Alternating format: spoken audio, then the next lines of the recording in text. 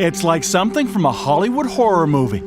A hospital where patients are given massive doses of drugs like LSD, intensive shock therapy, put to sleep for months at a time. I was reduced to a baby and wearing diapers and being fed and, I can't imagine it. I don't remember that, thank goodness, because it would haunt me in my dreams.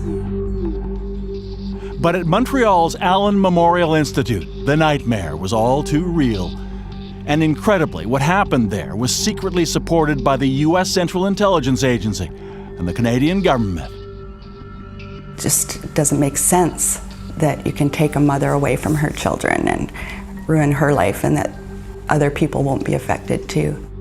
I'm Bob McEwen. On this Fifth Estate, we investigate what the Government of Canada kept hidden for decades and what they're still trying to hide.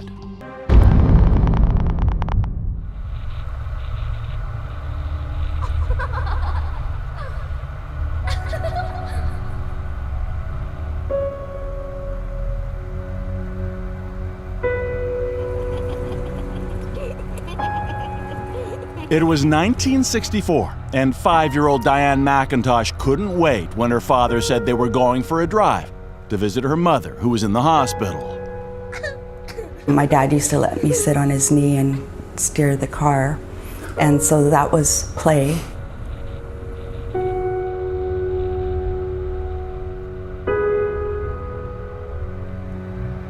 On each visit, their car would turn onto the long drive leading through the hospital grounds to the Allen Memorial Institute at McGill University in Montreal, a psychiatric facility with the best reputation in the country. More than half a century later, Diane still remembers what she saw then, as if it were yesterday. Because when they got to the hospital door, her enthusiasm turned to horror. When we got there, the place was just like a scene from One Flew Out of the Cuckoo's Nest. There were people banging their heads on the walls and droning, and my mother was sitting there completely drugged up. And even as a child, I knew that she wasn't right. What they didn't know at the time was that her mother, Hélène McIntosh, and hundreds of others like her were unwitting guinea pigs in brutal psychiatric experiments that took place at the Allen Institute under the code name MK Ultra. Massive drug regimens, enforced prolonged sleep, intensive electroshock, largely funded by the Canadian government and the American CIA.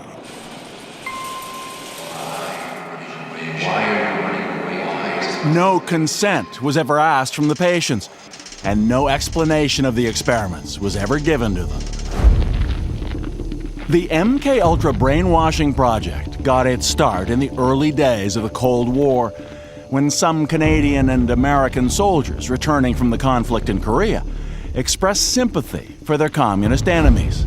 At a time of paranoia about the so-called Red Menace, the Americans believed the Soviets and Chinese might well have devised an effective brainwashing method, and the CIA was determined to crack it, as ex-CIA officer John Gittinger told the Fifth Estate in 1980. So we were charged with rather an elaborate attempt to try to find out chemical, psychological, any kind of means that people could use to influence the behavior of other people. But the CIA knew it could be politically difficult to fund brainwashing directly, so it set up a front company to do it, euphemistically called the Society for the Investigation of Human Ecology. These are the days and hours are the occasions. And they found a prominent scholar doing related research in Montreal, the renowned psychiatrist Dr. Ewan Cameron, co-founder of the World Psychiatric Association. Those who worked with Cameron called him domineering, and more. He was an authoritarian, ruthless, power-hungry, nervous, tense, angry man. Not very nice. And it is his mind, no less, which may destroy mankind. Over the years, in addition to CIA funding, Dr. Cameron received Canadian government research grants worth well over $4 million today for experiments on what was called psychic driving and depatterning, attempts to erase negative memories from the human mind and replace them with new, positive ones.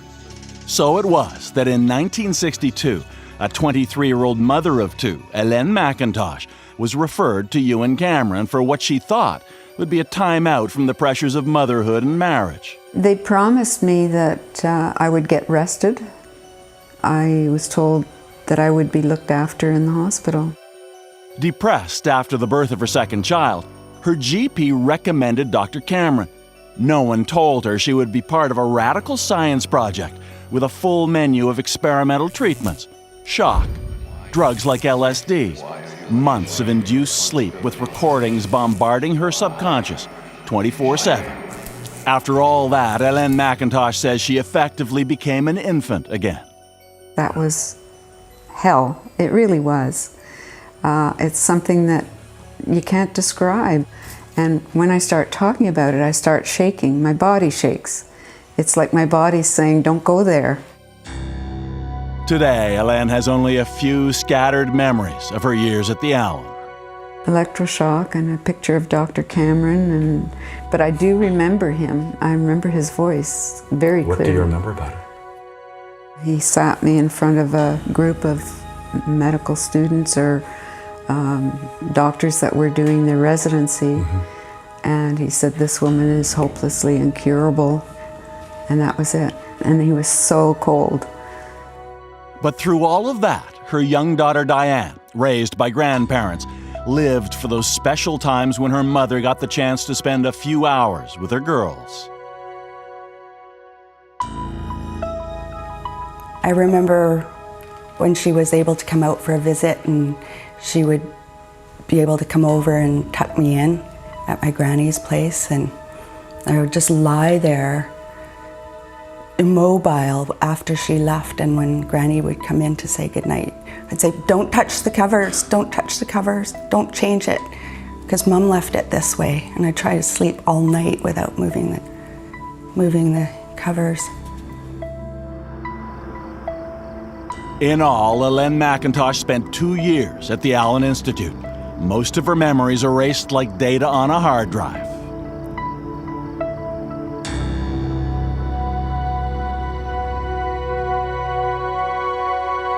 That's you. Yeah. Look how dark my hair is. I don't think that's... Today, at home in British Columbia, much of the McIntosh family album is a mystery to Hélène. Now it's Diane who must guide her mom through the images of the past she no longer remembers. There's Carolyn. So they're not in order. That's me.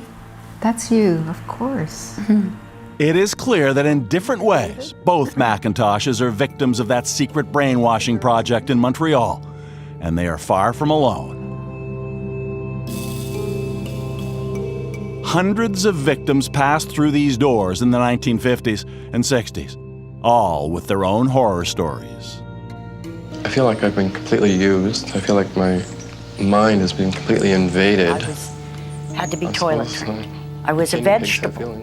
I had no identity, I had no memory, I'd never existed in the world before. I had lost all just my like a baby in myself.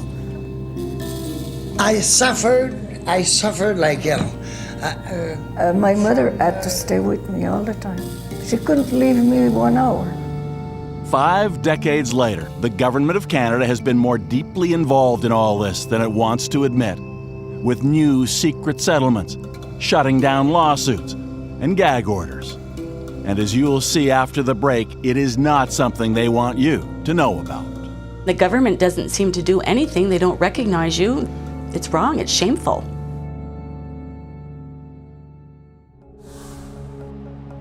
The story doesn't end here. Like the Fifth Estate's Facebook page so you can follow our investigations. We will post updates on stories and special video features that take you deep inside. From 1950 until the mid-60s, Montreal's respected psychiatric facility, the Allen Memorial Institute, was the site of secret brainwashing experiments, funded by the CIA under the codename MKUltra, with money from the Canadian government as well. The program would quietly be shut down in 1965. But the truth about what happened there would be protected for another decade and a half longer. Then, in 1980, we were among the first to tell Canadians about it. The Fifth Estate. I'm Adrienne Clarkson. Tonight we report on a secret CIA research project carried out in Montreal in which mental patients felt they were used as the CIA's guinea pigs. They kept you asleep for 23 days. And while I was asleep, they were shocking the heck out of me with electric shocks. And the Fifth Estate stayed on the story for years to come. From then to now, many of the key questions have remained the same. The Fifth Estate. So why was Ottawa so ambiguous when it came to helping some Canadian citizens get compensation from Washington for what they endured in a program that was inspired mostly by American Cold War fears? Well, the answer was simple. The government of Canada was even more deeply involved in the Allen Memorial experiments than the Americans. Get away!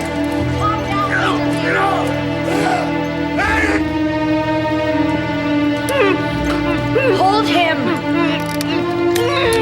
After word of the experiments at the Allen Memorial Institute came out, the CBC broadcast a drama entitled The Sleep Room about Dr. Ewan Cameron's mind control treatments. In the absence of visual evidence inside the hospital, it is as close as we can come to how it looked and sounded.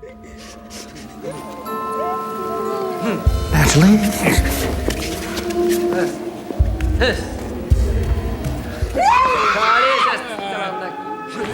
Driving doesn't work. Can you admit that now? You destroyed these people for nothing! You can't just walk away from this, Cameron! It'll come back and it'll ruin you! Many of them were just sitting there like zombies, and I have a headache. I don't remember anything.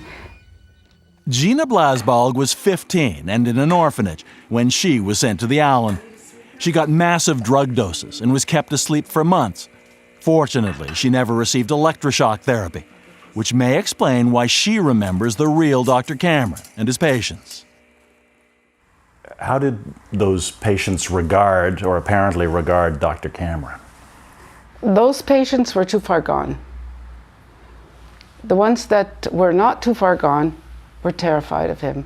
We were all terrified to see him around. We didn't want to be near him. I don't think that any patient ever wanted to be close to Dr. Cameron.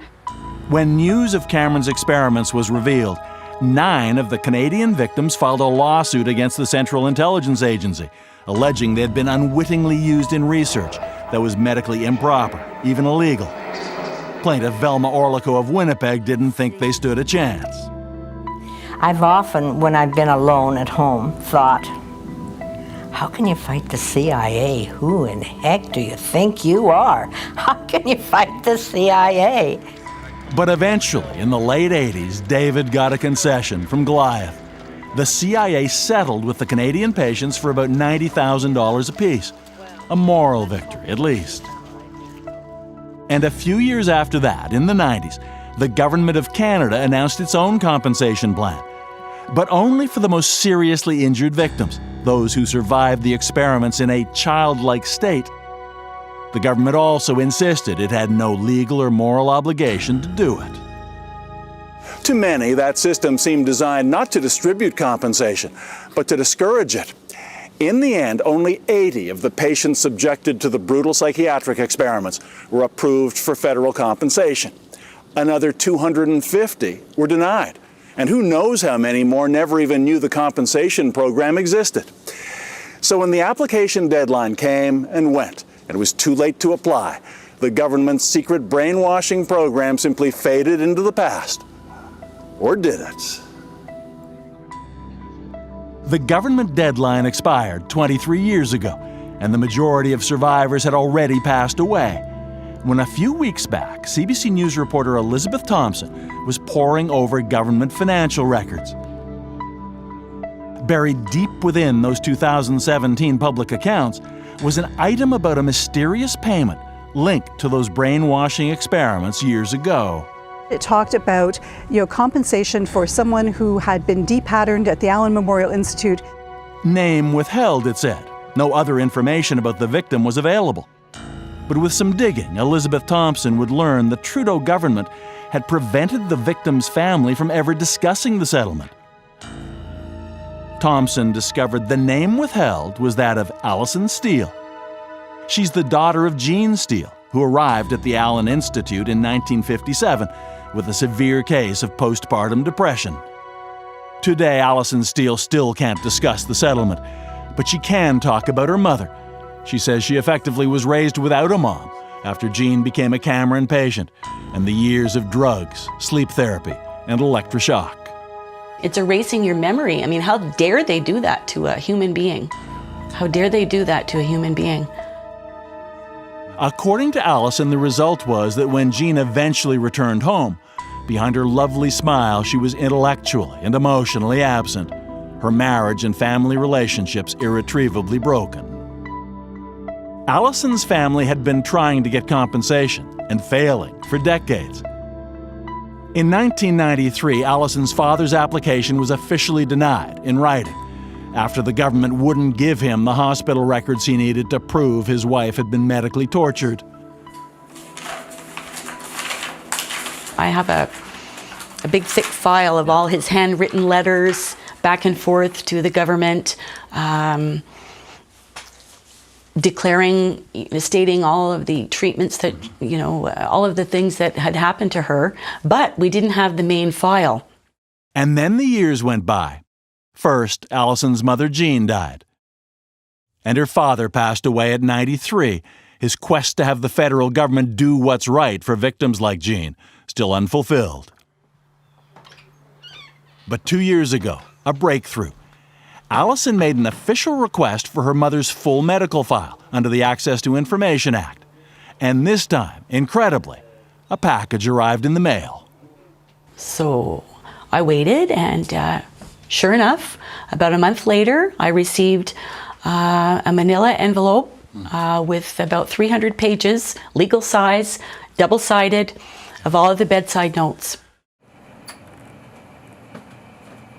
In the basement chest in Knowlton, Quebec, where she stores those records, is a mine of information that the government had kept to itself for decades. Notes her father could have used years ago to prove what happened to her mother. Among those newly discovered notes, some written by Ewan Cameron himself. Alison's mother Jean is described as overactive, overtalkative, distractible, very suspicious, showing inappropriate behavior, and crying for no reason. Those adjectives certainly could describe someone no longer mature enough to be a mother because of Dr. Cameron's depatterning. And other notes from Cameron and colleagues clearly state that Jean Steele had at least 24 intensive electroshock sessions and might require weekly shock treatments for the next 2 to 5 years, seemingly indicating a very serious condition. Now, these are the files your dad never saw. He never saw those files. Your father never got that kind of material. No, he didn't. Well, I guess it was his word against the government's word. How do you think he would feel about you and this? Oh, he would be proud as punch. He would be proud as punch of me. I know he would. Oh, yeah. He would be very happy. When Alison Steele took those new medical documents to her lawyer, Alan Stein, he immediately launched a court action against the federal government.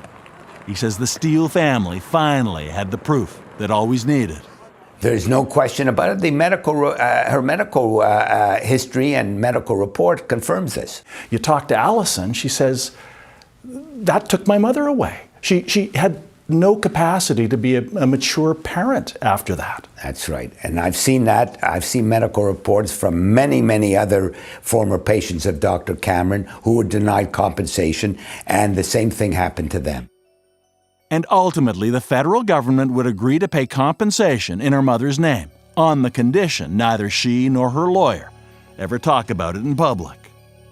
What does that tell us about the mindset of the current government, that this should be something they insist upon? Because they don't want more applications. They don't want to have to deal with more applications. If this went to court, it would have more publicity and more applications would be forthcoming. Now, in accepting your settlement, you were required to have a non-disclosure agreement. Correct. You couldn't talk about the settlement itself. No.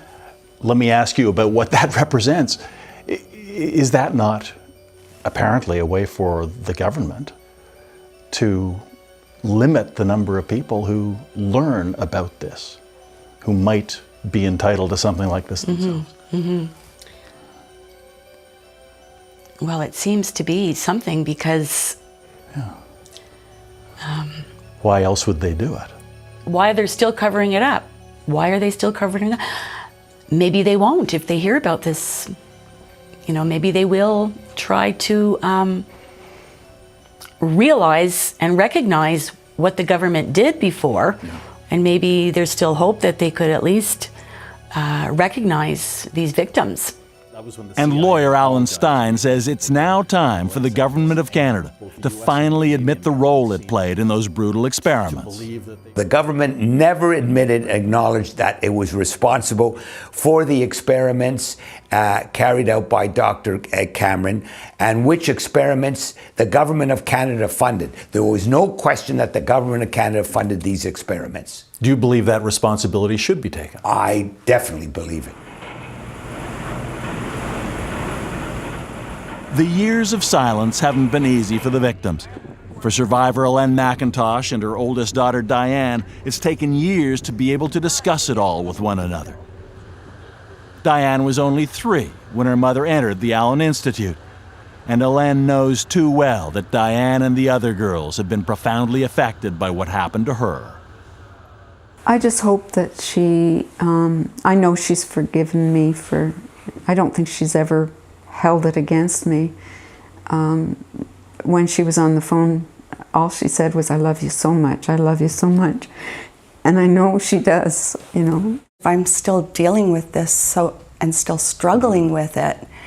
There have been negative ramifications in my life and that have prevented me from being happy and from being productive at many times. Elaine McIntosh was one of the lucky ones who got a hard-fought settlement from the government in the 1990s, but she says for her it was about a lot more than that. I got the compensation, but for me it wasn't the money, it was the validation that I received, that I wasn't totally crazy, you know, that I was treated the way I was, and it made me do crazy things, but I didn't go in there crazy. Not having our mom was not great, but if you remind her of that, it hurts her too much, you know. And I just have to say, it wasn't you, it was them. It is now the better part of 7 decades since the Allen Memorial Institute in Montreal became that house of horrors. Today, perhaps hundreds of Canadians, survivors and family members, are still paying the price for the brainwashing experiments sponsored by the Canadian and American governments. Yet to this day, neither the U.S. nor Canada has ever said we're sorry.